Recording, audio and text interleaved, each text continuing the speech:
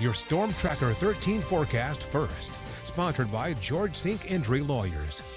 Well, good morning and thanks for joining us. I'm Jevin McCoskey. And I'm Adriana Cotero. Happy Wednesday, but more so, happy first day of school to our Horry County students. Such an exciting time. You gotta love the first day of school, all that energy. Yeah, it's the most exciting day of the year. It has to be, right? Maybe the last day. Field day. Yeah, field day too, but first day's up there for sure. Yeah, most definitely those first day of school outfits. Oh, yeah. The best. Yeah, I know they have them all laid out from last night.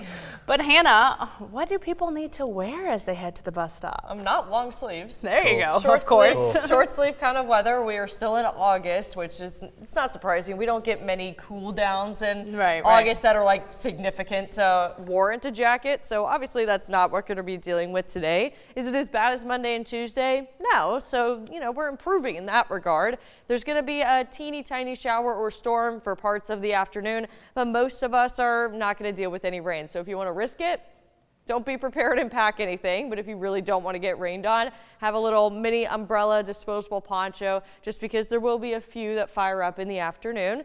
Right now, we just have the heat advisory in Horry County, so not the extreme heat warning that we had yesterday. And all across the southeast, heat alerts are starting to lessen, so the heat is growing less intense for the days to come. It's already a little cooler than yesterday, a 4 to 6 degree difference. We have some low 70s this morning in the PD, which are pretty nice. Conway's at 72, Laurinburg is at 71. Myrtle Beach has not made it into the 60s yet this month, and that's, of course, not going to happen today. It's currently 78 in Myrtle Beach, but the winds are coming out of the north. The winds are light. We have a lot of sun.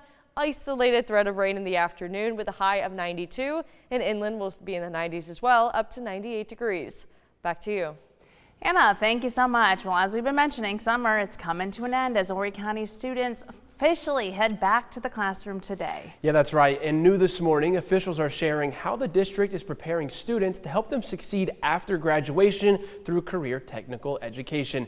News 13's Gabby Jonas now joins us live outside of Waccamaw Elementary School. Gabby, good morning to you. So can you tell us what it's looking like out there and what kind of opportunities are there this year for students?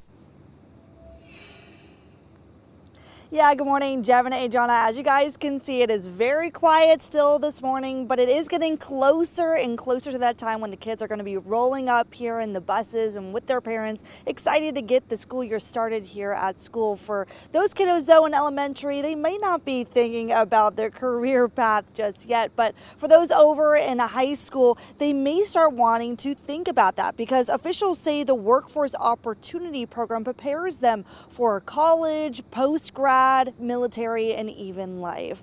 Now, through the Academy for Technology and Academics, officials say the district is seeing growing demand in the electricity program.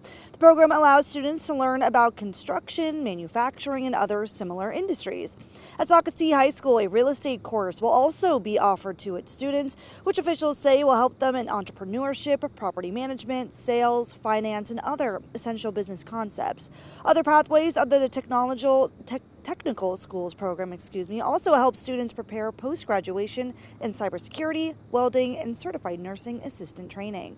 All of these opportunities are going to allow students to explore their interests, to make informed decisions about their futures, and develop the knowledge and skills needed to succeed beyond graduation. We're no longer talking about college or career, it's college and career. This is going to help Horry County schools respond to the workforce needs of our growing community. Now, officials say students enrolled in these programs will earn a dual enrollment that will turn into credits and be transferred into valuable credentials and skills for any future employer. Now, coming up in the next half hour, hear how the county is focusing on the Rise with Reading program initiative and how they're focusing on reading to tackle this year. For now, reporting live at Waccamaw Elementary, Gabby Jonas, News 13. Gabby, thank you. Great programs there. And with school starting back up, that means buses, they're back on the road. And the Myrtle Beach Police Department is reminding you of the rules of the road when it comes to school bus safety. Very important information here. Now, it is illegal to pass a stopped school bus when its red flashing lights are on and the stop arm is extended. Drivers have to stay stopped until the bus starts moving again. And any violations could result in a $1,000 fine and 6 points on your license.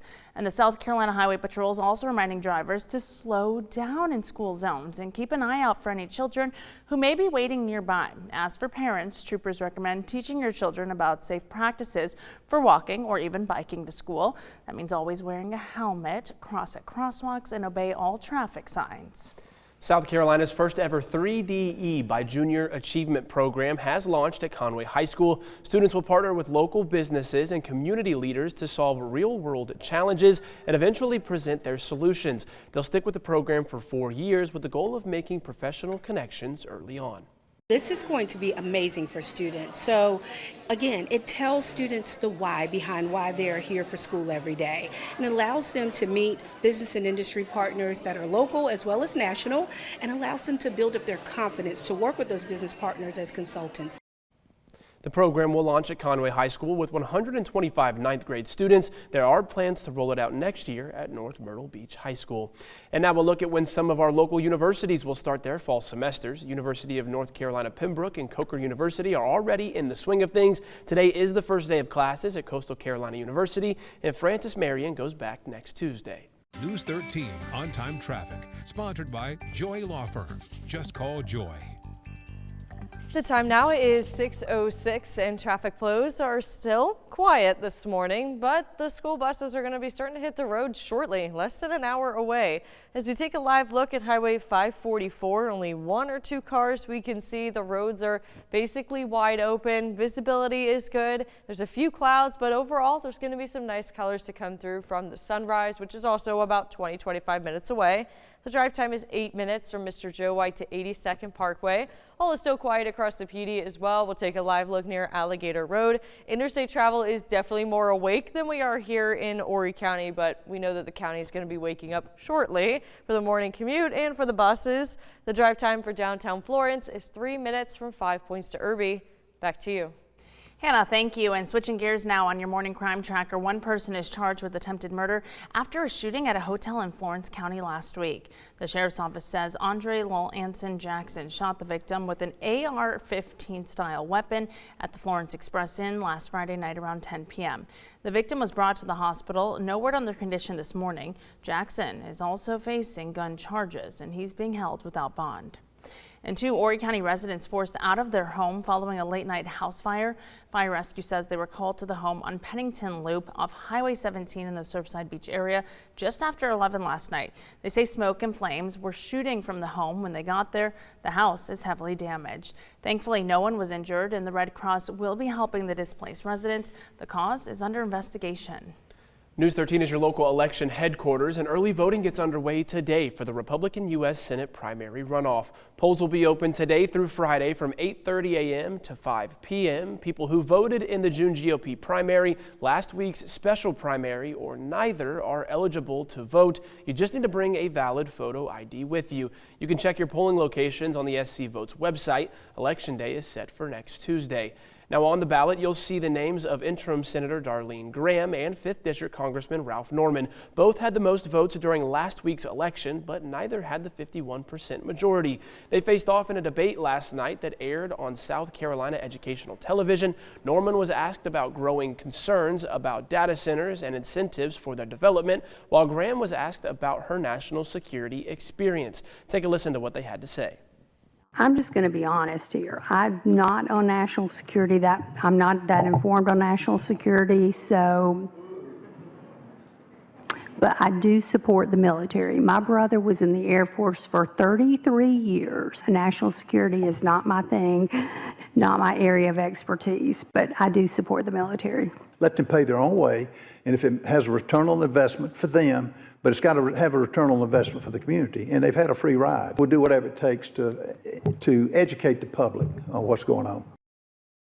The topics discussed last night include medical benefits and the conflict with Iran. Graham has a few stops scheduled in our area over the next few days. Today, she'll host a meet and greet at Holt Bros Barbecue in Florence at 6 p.m. Then she will be in Myrtle Beach on Friday with President Donald Trump, who's hosting a rally in support of her campaign. Doors at the Myrtle Beach Convention Center will open at 3 and the rally will start at 7. Drivers should expect temporary last-minute road closures and traffic delays.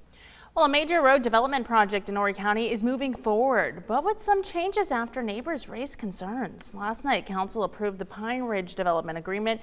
It would bring the Highway 31 extension south to the Highway 17 bypass, giving drivers a direct route from Surfside Beach to North Myrtle Beach. But leaders got rid of a proposed overpass after they say 80 complaints from concerned residents were sent in. And while many residents were happy about that, many are still concerned about environmental impacts, as the area was first approved for development back in 1999. From my understanding, the density survey was established almost 30 years ago. Has anybody done an accidents survey? There are accidents basically daily in that area. Fire response, police response, there's no medical available. According to county leaders, no homes or property on the east side of the 17 bypass would be taken through eminent domain as part of the current plan. We are heading to break now, and as we do a beautiful live look out over Myrtle Beach, you can see the sunrise and the sky already popping through with beautiful colors.